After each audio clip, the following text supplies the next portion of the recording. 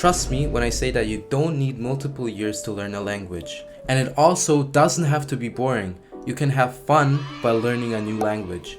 Take me as an example. While in school, they were learning some basic principles of Spanish, the language that I wanted to learn. I was actually already fluent because I discovered a method that was so fun and engaging that I actually studied the language in my free time. With my methods, I was able to have fun and accelerate the process of learning a language so much that I actually became fluent in 1 year. And in this video, I'm gonna teach you some methods that I use to learn my language, Spanish, because we don't gatekeep around here. It consists of 3 steps and it encompasses every single part of language learning, which is reading, writing, listening, speaking also. So the first step is actually replacing everything you can with your desired language. What I mean by this is watching TV shows dubbed in your language, watching YouTube videos with subtitles on your given language, just listening to podcasts. I actually found some Spanish podcasts for beginners that actually teach Spanish directly. Replace that music that you listen to on the subway and actually just listen to a Spanish podcast. For example, you can apply this to any language, of course.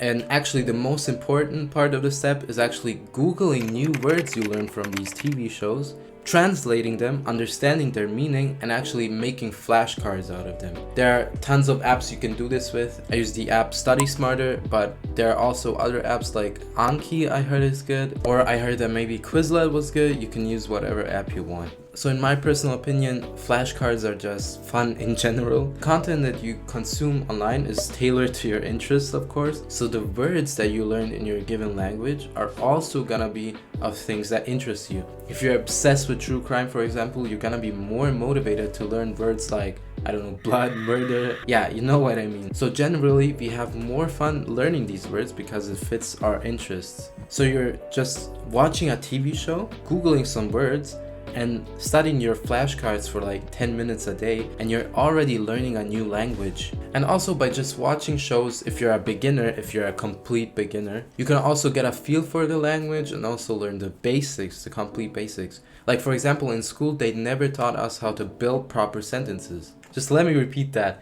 They never taught us how to build proper sentences. By watching TV shows, you get such a good feel for the language because it's usually sentence after sentence non-stop, and you learn how sentences are built that way. So even if you're a complete beginner, learning a language with shows, Googling maybe more words, it takes maybe more time, but you get a good feel for the language. So yeah, learn these new words and actually then build your own sentences with them. Try imagining having a conversation with someone, and also if you have more time, you can write your own texts with these words, so you're training your writing also. So that was the first step, but now for the second step, you have to realize that every person is different. We all encounter different problems with language learning, and we have to adapt to the different needs of everybody. When you watch a TV show, you learn new words, you learn how sentences are built. You can even go out of your way to learn conjugations of different verbs, so you know how to use different verbs in different contexts. But every person faces different problems when learning a language. A word can change in some way, it can change its position in a sentence, and you can end up being totally confused. But we also live in a world with AI, so why don't we take advantage of it? Every single problem that you encounter, you can ask ChatGPT about, and 99% of the time ChatGPT is gonna give you a detailed, amazing explanation about the thing you want to know, about why it is the way it is. So just ask ChatGPT to correct your text, to formulate them in a better way, maybe to tell you why some things are wrong in your text. The new words you've learned, you can ask ChatGPT for example sentences, in what context to use them.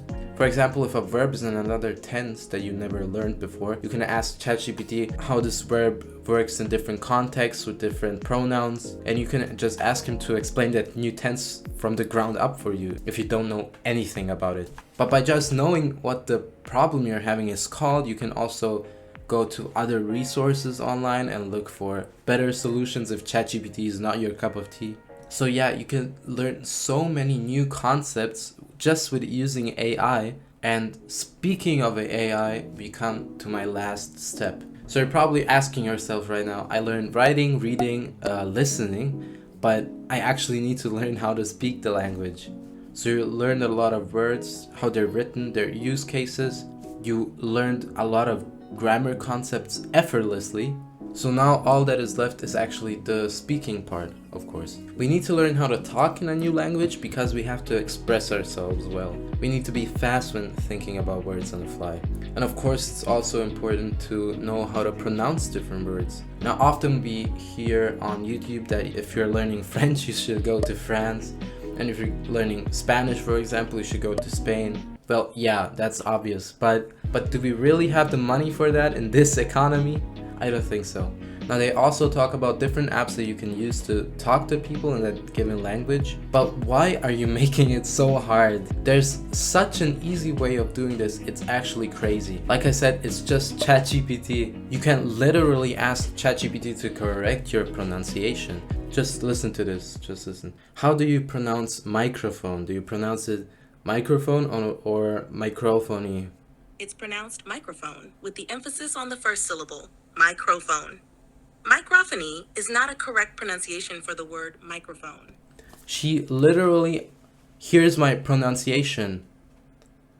Like, that's crazy. So instead of going to a whole different country, you can just talk with ChatGPT and preface by saying, I'm learning a new language. Can you please correct my pronunciation if I say something wrong? Just strike up a conversation with ChatGPT. Just talk about their day, talk about what they're doing. I don't know, just random stuff.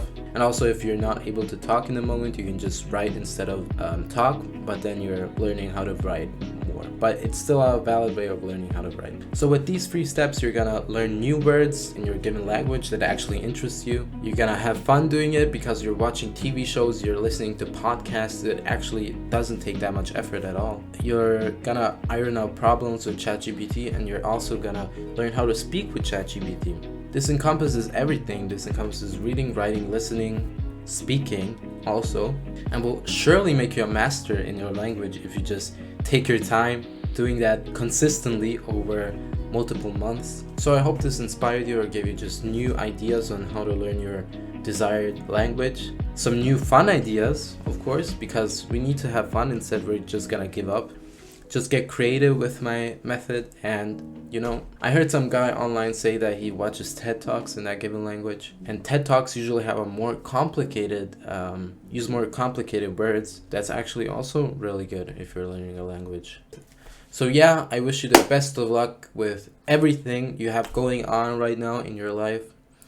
I love you so much. Thank you, everyone. And good luck in your language learning journey. Yeah.